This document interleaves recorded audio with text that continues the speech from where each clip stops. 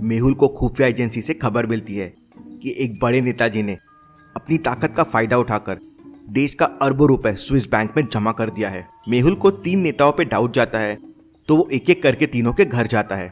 यह है पहले नेताजी का घर, यह है दूसरे नेताजी का घर और यह है तीसरे नेताजी का घर।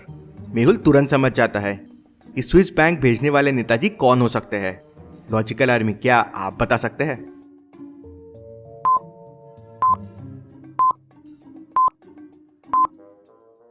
वाह, नेताजी 3 का घर तो बड़ा नॉर्मल सा है, लेकिन इतनी महंगी बाइक और इतनी महंगी कार, जरूर कुछ गड़बड़ है।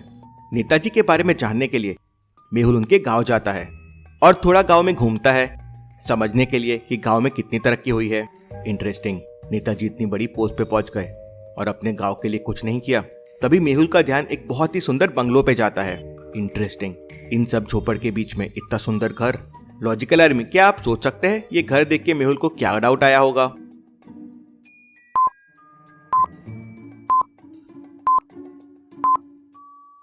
नेताजी ने लगता है सारा पैसा यहाँ इस घर पे लगाया है, जिससे किसी को शक ना हो।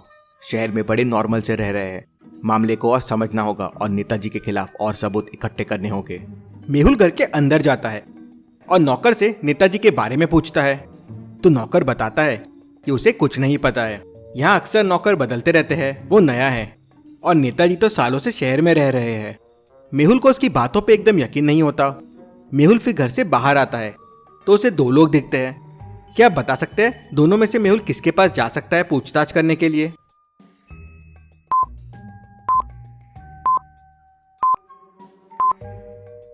मेहुल बूढ़े आदमी के पास जाएगा, क्योंकि नेताजी तो सालों से शहर में रह रहे हैं, तो बच्चे को तो कुछ खास पता नहीं होगा। मेहुल बूढ़े आदमी के पास जाता है और नेताजी के बारे में पूछता है तो बूढ़ा आदमी बताता है, बेटा क्या बताए, वो नेता और मैं सेम क्लास में थे। वो बहुत बदमाश था। गांव का सरपंच बनने के बाद उसने अपनी जेब भरना शुरू कर दिया और फिर अगली बार एमएलए बन गया और उसके बाद शहर चला गया। इससे ज्यादा मुझे उसके बारे में कुछ नहीं पता है। मेहुल ने रिकॉर्डर ऑन कर रखा था और सारे सबूतों को रिकॉर्ड कर रहा था। मेहुल और सबूत इकट्ठा करने के लिए घर के पीछे साइड जाता है तो उसे वहां एक बड़ा सा हिंट मिलता है। लॉजिकल आर्मी, सोचिए मेहुल को क्या हिंट मिला?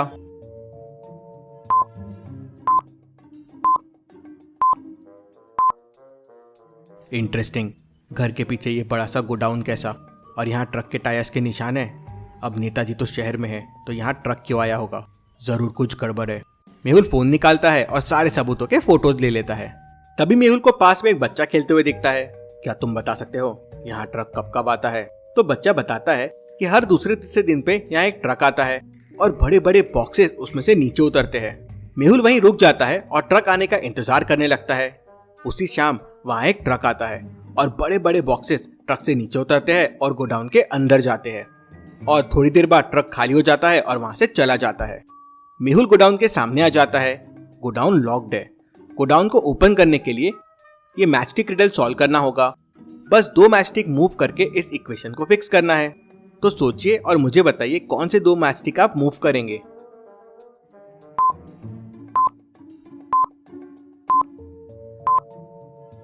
सिंपल है। 3 की मैचस्टिक को ऐसे मूव करके आप 5 बना सकते हैं और दोनों मैचस्टिक को मूव करके 2 5 हो जाएंगे और 5 + 5 हो जाएगा 10। मेहुल इक्वेशन करेक्ट करता है और गोडाउन ओपन कर लेता है।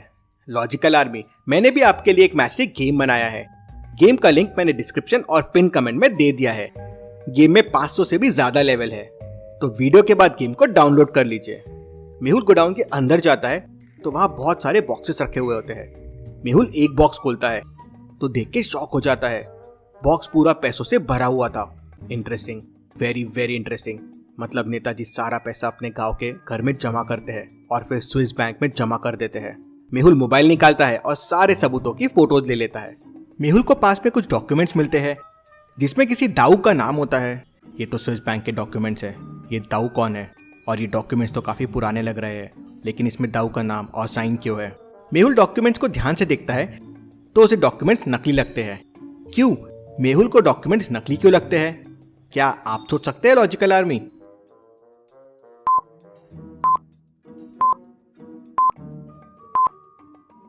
कोई बैंक के ऑफिशियल डॉक्यूमेंट्स में उल्टा साइन नहीं कर सकता, जरूर ये डॉक्यूमेंट्स भी नकली है और ये सिग्नेचर भी नकली है।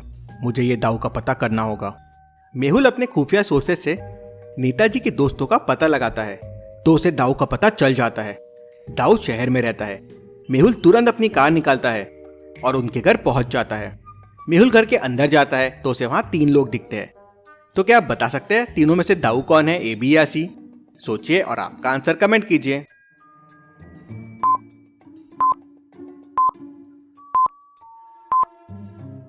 ए तो यंग लड़का लग रहा है। मेहुल को पुराने पेपर्स मिले थे जिसपे दाऊ के साइन थे और दाऊ नेताजी का दोस्त भी है, मतलब ये तो नहीं हो सकता। दूसरा तो माली लग रहा है। तीसरा धोती वाला आदमी ही दाऊ होगा।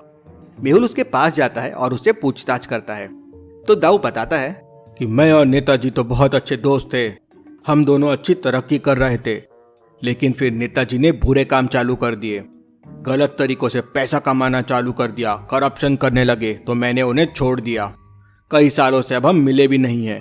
फिर मेहुल दाऊ को गोडाउन में मिले डॉक्यूमेंट्स के बारे में बताता है तो दाऊ शॉक हो जाता है, मतलब आपको भी नहीं पता है, आपके पुराने साइंस के बलबूते आपके नाम से पैसा स्विस बैंक में भेजा जा रहा है। Very very interesting. Dau Mehul को बताता है कि फिरोज अभी भी नेताजी के साथ काम कर रहा है, उससे काफी इन्फो मिल सकती है। दाऊ फिरोज को व्हाट्सएप पे मैसेज करते हैं कॉल मी। फिरोज का तुरंत कॉल आ जाता है। दाऊ कॉल को स्पीकर पे रख देते हैं।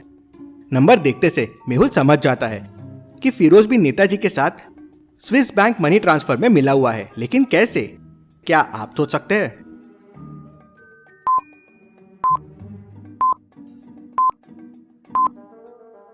नंबर का कोड देखिए +41 है। ये स्विट्जरलैंड का कोड है और स्विस बैंक वही है, मतलब फिरोज से काफी राज खुल सकते हैं। दाऊ फिरोज से पूछते हैं कि वो वहां क्या कर रहा है तो फिरोज बताता है कि वो 500 करोड़ रुपए यहाँ जमा करने आया है। मेहुल ये पूरा कॉल भी रिकॉर्ड कर लेता है।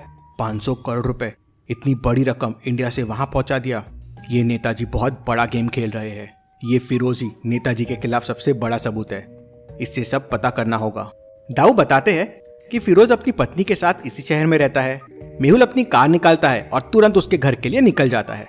मेहुल उसके घर पहुंच के पूरी सच्चाई उसकी पत्नी को बता देता है। उसकी पत्नी रोने लगती है और फिरोज को कॉल करके उसे ये सब बंद करने के लिए कहती है। वो फिरोज से कहती है कि सबसे पहले देश से प्रेम, उसके बाद सब कुछ, और बहुत दुखी हो जाती है। अपनी पत्नी को ऐसा देख फिरोज मेहुल की मदद करने के लिए तैयार हो जाता है और पूरा पैसा वापस लेके इंडिया आ जाता है। ये बात नेताजी तक पहुंच जाती है। नेताजी फिरोज को मारने के लिए एयरपोर्ट पे गुंडे भेज देते हैं। मेहुल फिरोज को लेने एयरपोर्ट जाता है। मेहुल आजू बाजू लोगों को देखता है और समझ जाता है कि कुछ गुंडे उसके आसपास में हैं। क्या आप इस एयरपोर्ट सीन को देख के बता सकते हैं यहाँ कितने गुंडे हैं?